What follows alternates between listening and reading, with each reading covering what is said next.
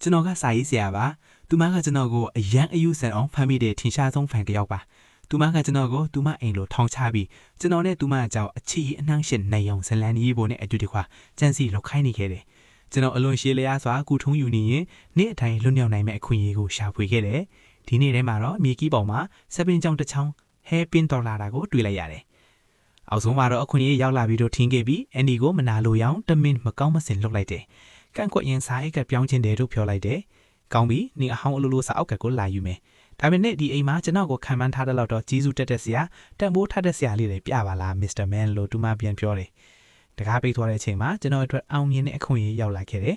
ကျွန်တော်ခန္ဓာကိုယ်တွေကကြီးမားတဲ့နာကျင်မှုကိုကိုင်တွယ်တော့လေတကားဘက်ကိုခြေလန်းတော်တော်လေးတွယ်လာယူသွားတယ်စပင်းချောင်းကိုတောက်ခုံတဲထည့်ပြီးအတွင်းဘက်တကားကိုဖွင့်နိုင်ခဲ့တယ်ဒါပေမဲ့လုံခြုံရေးတကားကြောင့်နောက်ထပ်ပိတ်လေးတစ်ခုပဲကျန်နေသေးတယ်ဖုံးကိုအလင်းမြန်ထိုးယူလိုက်တယ်ဒါပေမဲ့ဖုံးအလုံးကအလွဲတကူတစ်တာဗလာကတ်တစ်ခုသာဖြစ်နေတာကိုတွေ့ပြီးစိတ်ဖြစ်သွားတယ်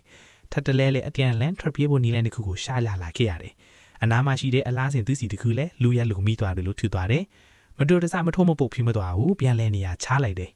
အဲ့ဒီအချိန်ပဲကားမောင်းနေတဲ့အတန်ကြားလိုက်ရတယ်ကျွန်တော်ရင်တုံသွားပြီးနှလုံးရသွားမလို့ကောင်လန့်ကြခဲ့တယ်နာကျင်မှုကိုမထောင်ထားတော့ပဲအလင်းမြန်နာကျင်မှုနှောက်ယှက်စေစာနဲ့အိတ်ဆေးတွေခိုးယူလိုက်တယ်နောက်ဆုံးထားနဲ့စူဆောင်းထားတဲ့အားလုံးကိုတုံးပြီးအခန်းဘက်ကိုပြန်ပြေးလာရင်တခါတည်းဖလန်းရောက်ခဲ့တယ်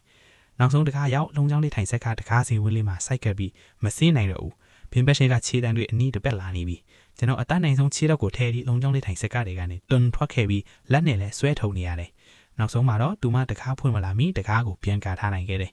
ခန္ဓာကိုယ်တစ်ခုလုံးချွတ်တောင်းချွတ်လျာချမ်းတုံပြီးချိုင်းဝင်ရတဲ့ကြာသွားခဲ့တယ်